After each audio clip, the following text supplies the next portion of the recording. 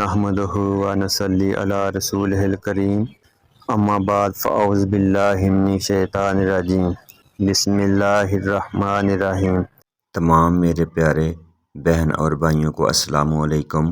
آج کا آپ کے لیے درود پاک کا سب سے مختصر اور چھوٹا درود پاک کا تحفہ لے کر آیا ہوں، جو معنی کے اعتبار سے بہت بڑا اور فضیلتوں کے اعتبار سے بہت وسیع ہے۔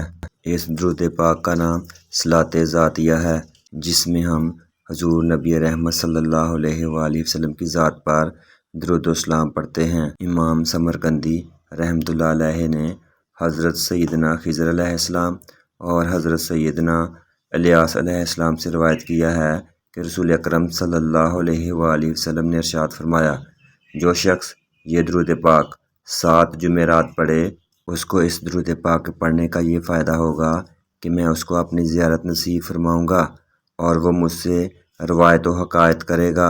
میرے عزیزو، یہ 5 لفظوں پر مشتمل درود پاک بے شک مختصر اور صغیر ہے، لیکن معنی و برکات میں اتنا ہی عظیم ہے۔ یہ درود پاک پڑھنے والوں کی زبان پر ہلکا مگر ان کے دشمنوں پر بھاری ہے۔ اور میرے عزیزو، یہ درود پاک فضائل میں کیمیا اور زیارت کے لیے اکثیر تحفہ ہے۔ جو چاہتا ہے آپ صلی اللہ علیہ وآلہ وسلم کی زیارت نصیب ہو، وہ اس درود پاک کو ضرور 7 جمعرات تک پڑھے۔ درود صلاۃ ذاتیہ یہ ہے: صلی اللہ علیہ یا محمد۔ درود پاک کا ترجمہ: اے محمد صلی اللہ علیہ وآلہ وسلم، آپ پر درود و سلام ہو۔